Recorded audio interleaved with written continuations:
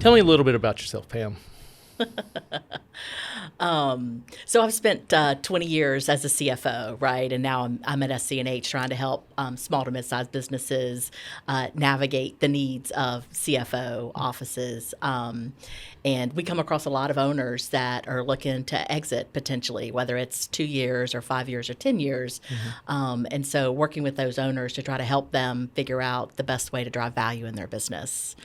That's incredibly important. As an owner, you're thinking about the investment of your time and your capital to build value and ultimately achieve that value and exit. And in my experience, I've seen business owners who intuitively grow a great business, right? They're doing things that the market demands for, but sometimes they don't have a really good sense of what's driving value at a detailed level. And so when we work with our clients, sometimes we ask financial questions and they just don't have the answers. Have you seen that in your experience? Yeah, for sure. So lots of business owners understand their business, right? And they might look at their bank account and say, hey, I'm doing really well. I got a lot of money in the bank. I'm able to pay myself a lot, and my business must be worth a lot. Yeah. But you've got to be able to convey that to a third party that doesn't have access to your bank account. So how do you do that, right? You have to have a good quality set of financial statements. And, there are some nuances to understand in financial accounting. Accrual basis, GAAP-based financial statements is what buyers are going to be looking for and expect. And it's a good indicator of whether a company has invested in their infrastructure. The quality of their financial statements can make a difference. Absolutely. So as an investment banker and not an accountant, yeah, I talk to business owners about how they provide value to their customers. What do we think the valuation should be? And many times we ask nuanced questions about particular products and what's the profitability around that product, or what's the growth expectation for this service line. And sometimes the answers we get are not as insightful as we would like to be. And we ask these questions because investors or buyers are going to ask these questions as well. It needs to be data-driven, right? Absolutely. You might have a gut feel for it, but you got to have the data to back it up. Absolutely. And so in your experience as a CFO, what tools and best practices would a business owner need to put in place to make sure that they can provide that level of fidelity and insight into the business? Yeah. I think it comes with, you've got to practice it. You've got to learn it. You've got to do it every day. You've got to have good set of financial statements that you close on a regular basis, on a monthly basis, right? Accrual basis, GAAP-based financial statements. GAAP is generally accepted accounting principles. And have financial data, right, that makes sense for your organization. And so being able to present your organization to a third party in the best light. So like if you've got multiple service lines, you might be tracking top line revenue, but are you tracking the profitability by each one of those service lines? I think that's really important to know. And that's some of the details, right? And so you need to be able to track that every single day. You need to be able to record expenses, and people, and costs related to that. Putting processes in place to be able to generate that every month is important. Well, it requires some discipline on the part of leadership because, quite candidly, your banker isn't going to ask that level of detail. They're just going to say, "Are you profitable or not?" Hey, great, you made your covenants. Right. If you have an outside board, they might ask, but a lot of times there's nobody asking. And so it really is imperative for the CEO or the president or the owner of the company to demand that level of insight into their business. And on a day-to-day basis, somebody might not be demanding it, but I believe that it allows for insightful action, right? Having intelligence about your business allows a business owner to make more informed business decisions about how they're driving value. Yeah, absolutely. One of the things we love doing as a CFO is coming in, really digging into the numbers and understanding what are your revenue drivers? What levers can you pull to push your revenue? And what are your cost drivers? What can you pull to kind of minimize your costs or get the most efficient return on your investment? I think that's really important. So when you come in to take a look at a business and you've got a business owner who's interested in what you can do for them, what are some of the things that you look for? Oh, gosh. Well, on the outset, we're looking at whether the company's growing, whether the company has profitability that is benchmarked to other companies in that same industry, higher or lower raises questions. Why are they able to either achieve higher margins, or why are they not achieving the margins that they should be? And so really we start with top level P&L, but very quickly we go down to profitability of service lines and capabilities, and benchmark them against demand drivers in the marketplace from buyers. We ask a lot of questions. And quite candidly, many of our clients or prospective clients can't answer the questions. And so we have to go with management direction as we're getting out of the gate, which is fine. And we can do that. Yeah. And we have a team that can dig in and help figure out directionally what the profitability of each service line is. And we recommend to all of our clients to get a quality of earnings report. However, a quality of earnings report is really, what we end up doing is kind of recasting historical financial data, which takes a lot of time. It's much better if a business owner makes that investment along the way. So when the quality of earnings provider comes in, they're just checking, yep, just as expected. Yep. It doesn't always happen that way, but the clients that do achieve that, we see much quicker M&A deals, much higher receptiveness in the market, and that translates into higher valuations. Nice. When you talk about being able to compare to industry benchmark, where are you getting that data from? Well, it's from our decades of experience doing M&A deals. And we have some proprietary data that we maintain. There's also some industry things like Cap IQ or PitchBook that we reference, but really we're triangulating what we know about the marketplace, what we can find in publicly available information, and then we assess our clients against it to set reasonable valuation expectations for an exit. So just comparing to like normal industry-based benchmarks that anybody can access, is that relevant for a business owner to be tracking? It's a data point. Yeah. Oh, yeah. Okay. I mean, it is a data point. I guess the way to think about it is, so publicly available data is a data point. So is what somebody says around a water cooler at the country club about what a company is worth, right? It's a data point. Right. And that's why you need to engage an advisor to come in and say, okay, well, what data points are most relevant to me and why? And it may be growth factors, profitability factors, the industry that you're in, the types of the clients that you have. There's a multitude of factors that really need to go into figuring out what the actual expected valuation range could be. Do you find that there's a difference in the market, like I guess I'll call it demand, right? And whether there's some sort of a roll-up happening in that industry, or maybe there's a strategic buyer that's interested. How does that play into the valuations that you can help your clients get? We certainly look into market activity as a gauge of the level of interest that a company may receive in the marketplace. I mean, if deals are going on, okay, it's hot, people are able to make an investment, get a return out of their investments. It's not just about your EBITDA times a multiple. It's about what is a buyer willing to pay, right? And it depends on who the buyer is, right? So I think you guys bring kind of a unique skill set in understanding the marketplace of potential buyers, and you can kind of generate higher multiples than you would think based on market demand. And that's what I was trying to get to. I got you. The point of an M&A process is to create competitive tension and multiple options for a business owner. What a business owner does not want to do is to try to make a decision in a vacuum. Similarly to the financial statements, right? They don't want to make a financial decision about the business without having information.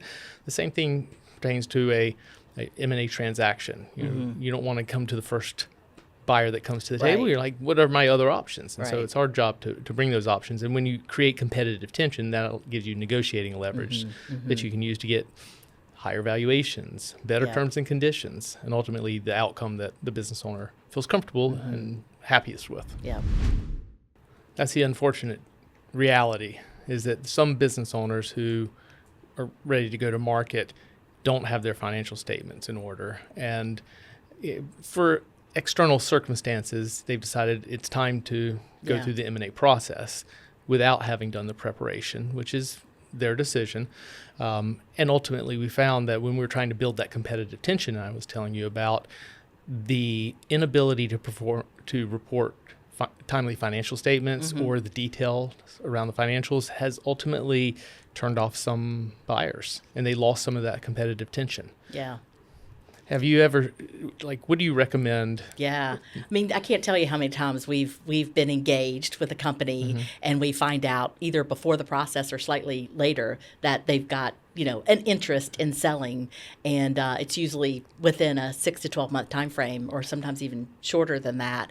And, when we discover that their financial data and reporting processes are not where we would expect them to be, it's a pretty heavy lift to try to get their financial statements in shape. Not only because you need them for that time period, but most buyers are going to want to see 3 years of kind of historical data, consistently prepared, consistently analyzed, and so that's a lift. Yeah. And I think if you don't spend the time to invest properly in your financial infrastructure, you could leave money on the table. Yeah. And I hate to see that.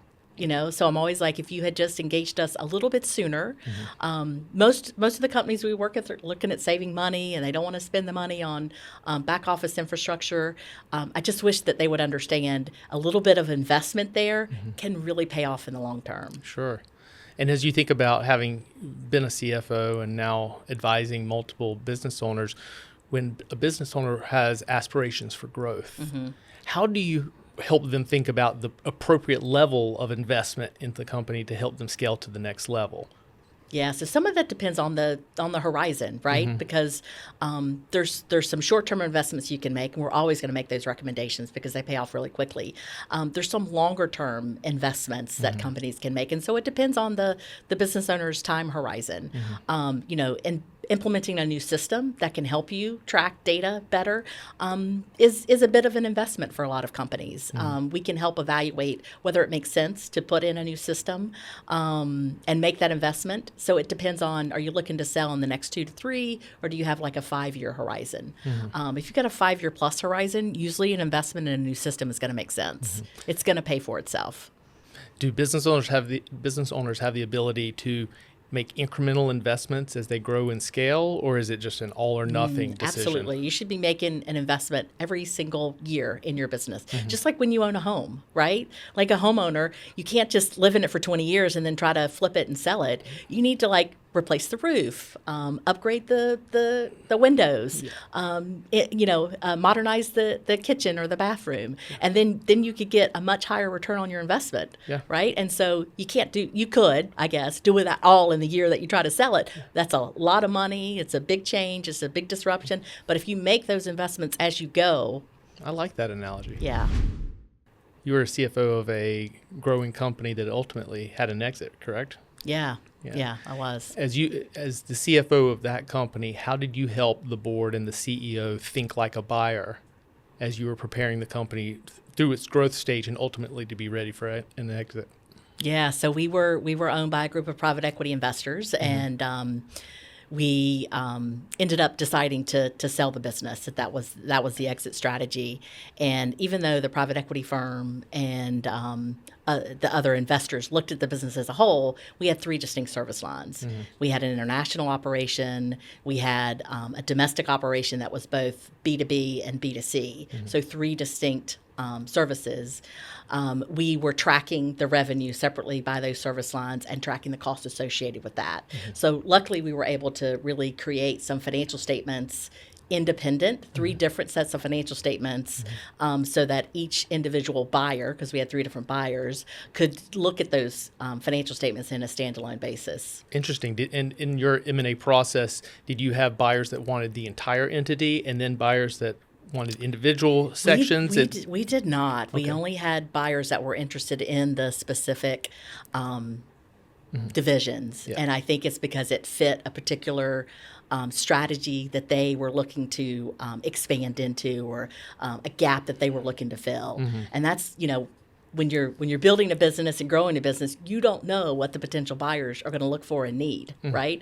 So I think that's the hardest part, is when you prepare yourself for sale, you don't know what's going to be attractive to buyers. So hopefully you're talking to an investment banker who can help you think through all the different options. Absolutely. But from my perspective, optionality is key.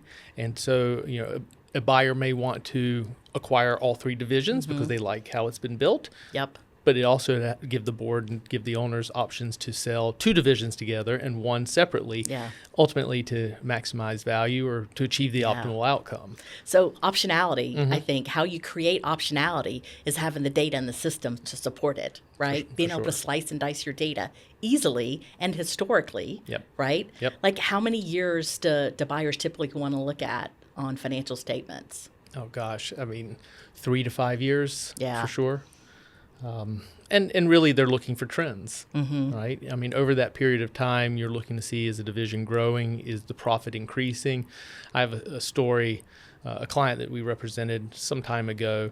Their top-line revenue was flat for 5 years in a row. But on the bottom, their bottom line kept increasing and increasing. And so this is a manufacturer. And so we went into the pitch having not much information with the thesis that as their top-line revenue was flat, they were actually offloading less profitable clients, bringing on more profitable business using their same capacity that they had. It was a theory, an investment banking pitch, but it was true. Oh, nice. And so once we won the mandate, we got in and they had a CFO, they had a very good financial system in place, and he said, you got it right, and showed us all the data that proved out our thesis, which we then used to explain to buyers why this is not a flat business with no growth opportunities. There was actually a really strong growth engine underneath. Yeah. And our client was able to provide us the data from their financial systems to prove out our thesis. And we had a tremendous process and outcome for them. I think that's really important. And I think it's an important role you can play is helping to tell the story, right? Because we create the numbers, right? We've got the numbers, but it's about the story behind it. Right? It's a story, but it can't be a fairy tale. Right. It has to be grounded in truth. Yep.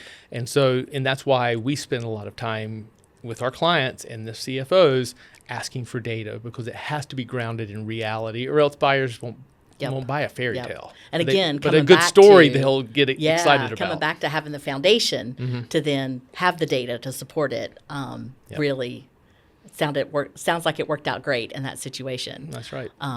Which is nice. Investors want to make data-driven decisions. Yep. And a CFO helps an owner make data-driven decisions. I think a lot of times I try to put myself in the shoes of the buyer, right? And I think that's one of the trickiest parts as a business owner to get their heads around, right? Because what's important to you, what drives you, might not be the same thing that's important to a buyer.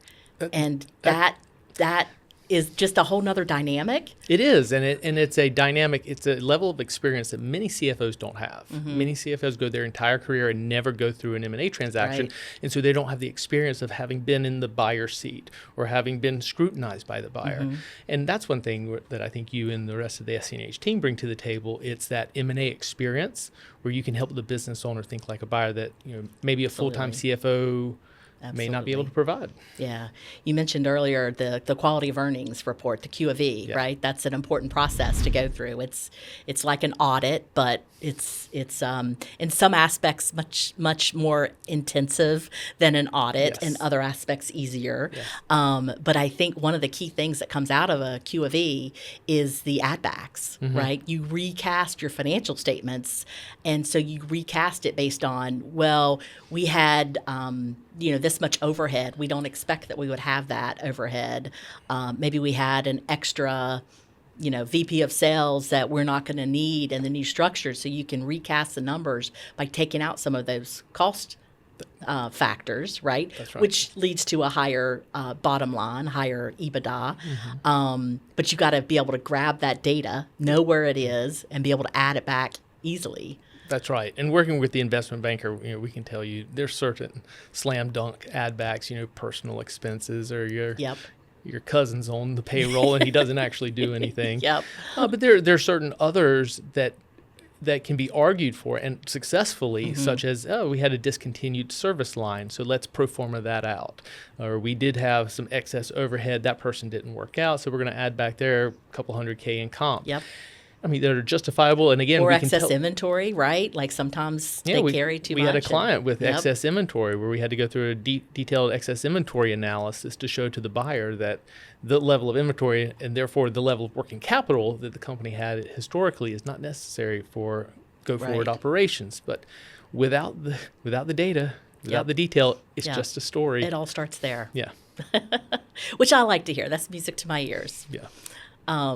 I recently talked with a business owner who is in the middle of potentially receiving a letter of intent, an LOI, and it was really nice to be able to talk with him about. He's never been through it, Yeah. right? Doesn't know what to expect. It's an exciting time to get an offer, to find somebody who's interested in your business, but there's so much that goes behind it.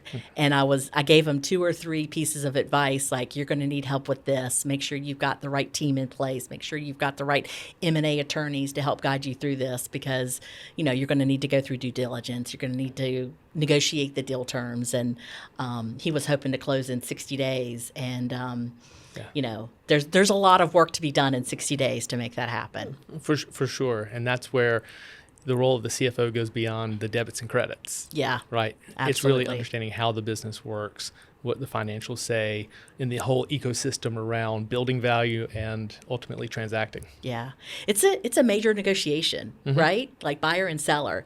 And so when I come into the mix, I'm always like, you need somebody on your side. Yeah. You need somebody protecting your interests. Yes.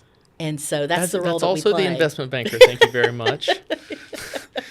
As long as you're not the investment banker on the other side, right? That's true. That's true. Yeah. No, there's lots of, and you got to build out your team. Get your team that's going to protect you and advise you, right? Same with attorneys are on your team. Don't rely on the buyer's attorneys to just craft not at all. the documents, right? That's right. Just little pieces like that, little pieces of advice of things I think are second nature to you. And you've been through many, many more deals than I have, but I've learned over the years things to expect and to know about. And if you've never been through it, it's helpful to have an advisor who has been through it that can help guide you. That's right. Not a CFO, but I've worked with enough CFOs where I can say, we ought to look into something over there. Yep.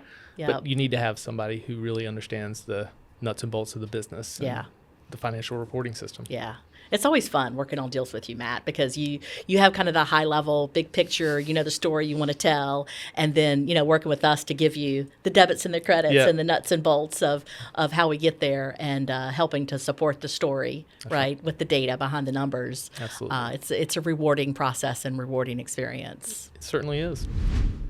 Business owners have a lot of priorities, and many times some of the things that we're talking about that can really drive value just fall down the priority list because they're taking care of their customers or their people or a number of other things. And so while they do have all the time in the world to prepare, sometimes they take all the time in the world and ultimately end up at a point where they haven't prepared and they say, it's just go time. We need to sell. I was a company that I worked with, did a transaction some years ago. I met with the CEO for 7 years. Regularly, and it's broadened it to the board and the management team over the years. But ultimately, I'd sit with them, take a look at the business, take a look at their KPIs, tell them what was going on in the marketplace, and give some advice. And at the time, I couldn't roll up my sleeves and make any of these changes, but I'd say, you need to have a new financial reporting system, or you really should have a head of HR. You should have an IT security plan in place. And he took that advice and he made those changes over the 7 years. And ultimately, when the phone rang and he said, Matt, it's time to go, they were prepared to go to market. And we had a fantastic outcome. I can't say that happens with all of my clients. And so that executive in particular had tremendous foresight about things that he needed to take care of before it was ultimately go time. Yeah. I think that's a great story. I wish all business owners thought like that, right? And made that investment and really had some foresight. But it's never too late to get started. That's right. Right. And I think no matter what your time horizon is, start thinking about it today. Yeah. Eventually there's going to be some sort of an exit in your future. And are you making the right investments to get there? And I think the more that business owners invest in their infrastructure, the more optionality they're going to have when it comes time for that, right? That's right. And if you don't know when your time frame is going to strike, and if it turns out to be too short, you might not have time to make those investments. What do you think the minimum time frame is for a business owner to start preparing to go to market? like today. Right? The minimum time frame, like they should do it a year in advance or 10 years in advance. What do you think the minimum is? I have my own answer. I think it's 3 years. I would say Okay. 3 years. Okay. What do you think the time frame should be? At a bare minimum, 12 months. Okay. Ideally, 2 to 3 years allows enough time for changes to take effect and show up in the financial statements. Yeah. If they're making pricing changes to their products or Right. they're securing a new supplier agreement, buyers are going to look. Remember, we were talking about that 3 to 5 year look back. They're going to look and see, is the data there showing that a strategic decision that was made is flowing through and having the impact in the organization, showing up in the financial statements. Yeah. 10 years would be great. Yeah. The other aspect I've seen some companies struggle with is just their contracts with their customers, right? Like, so sometimes it just evolves over time, and it's a contract that got the deal done, but is it going to stand up to due diligence? And is the buyer really going to value those contracts as much as you do, right? And what are the terms and conditions in there? Yeah. And so I would advise getting started on shoring those up, making those solid sooner rather than later, because that always comes up in quality of earnings, right? How solid are your contracts with your customers? Absolutely. Contracts, terms and conditions, and just overall, the hygiene of the organization. Is it organized? Yep. Is everything well documented? Is it discoverable? I mean, because all of those things are going to come up in due diligence. So there's certainly a financial component to it, but there's a legal component, customer component, HR, IT. I mean, so many pieces, which is why, and a lot of that funnels through the office of the CFO many times. Yep. And so that's why, while we've been talking about the financial reporting aspect of it, there's so much more that happens in the office of the CFO as it relates to an M&A transaction. Could you share some other things that you might see the office of the CFO handle? I mean, certainly from an HR standpoint, I've been involved with a lot of in a CFO role, also being responsible for HR, but it's about the people, right? It's about understanding the culture alignment between the two companies, and then ultimately, how do the people transfer? I mean, most businesses, a big component of their value and a big component of their cost is the people, and so making sure that you take care of your people in the process. You identify the valuable players. You keep them engaged through the process. Yep. You have to make decisions on, do you bring them in under the veil, right, into the cone of silence, and make them part of the process, but make sure they don't get spooked, right? And, helping to encourage and motivate them to be part of the process. So I think it's important to be able to, from an HR standpoint, identify who your key players are, put plans in place to support them, motivate them to stay the course and to help drive value in the organization. But then, everybody, making them aware of what's going on and part of the process. And then the day of the announcement, is a big deal between the two companies, and, helping to navigate that because everybody's like, what does this mean to me? Yeah. So certainly from an HR component, the communication, the salary, the benefits, all that stuff has to be reviewed and aligned. Yeah. And then from an IT standpoint too, right? Like, what's your tech stack? Who's your managed service provider? How are they supporting this? How are you going to combine the two entities? I always find it to be an encouraging sign when you're in these negotiations, when you really start talking strategy beyond the deal. For sure. Right? Yeah. That to me is a good buying sign. You're probably still negotiating some of the still working through the final final aspects of diligence, but everybody's picking their head up a little more and looking on the horizon about where this new partnership is going to go. That is always a relieving part of the deal. Not that there aren't things that still need to be handled. That's always a good sign. It's never a done deal, right? But it's a good sign when that starts to happen. Yeah. Well, you mentioned something interesting, if I could pull on this. Yeah. You're talking about the office of the CFO, and there's a financial component, many times HR, many times IT. Right.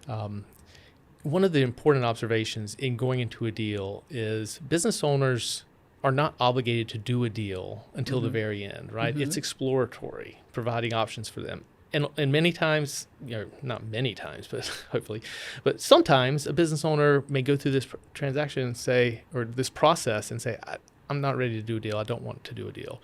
Right. And so for that reason, we advise business owners to get a circle of trust, right? The inner circle of people who need to know that they're exploring this process, but you don't want the entire company to know about it. Right. And in that circle of trust, you have to have obviously the key decision makers, the owners, but certain other key executives, the CFOs usually involved, maybe a head of sales or head of HR. But you want to keep that circle very small. Yep. Because if we don't do a transaction, True. you don't want the rest of the employee base to know necessarily. However, when it becomes apparent that we're getting momentum and you're looking on the horizon, it's becoming imminent, communication to employees becomes very important. And It so does. again, it's not just the story, but it has to be backed up with data. And so as you were talking about things like HR, making sure are the benefit plans aligned. When you think about payments, what's your comp system? Is there alignment between the seller Right. and the buyer? And things that really matter to the individual. Yep. Because as you said, people are a very important part of the business. And so again, that messaging oftentimes goes through the CFO and the owners to make sure that it's carefully and properly articulated and supported by evidence that they have diligenced on the buying Yep. side of the equation. Yep. Good points. Yeah. I think the other aspect that I think of when this, Matt, you talked about, your team, right? Your kind of smaller team of people and having your trusted advisors includes your investment banker. It includes your attorney.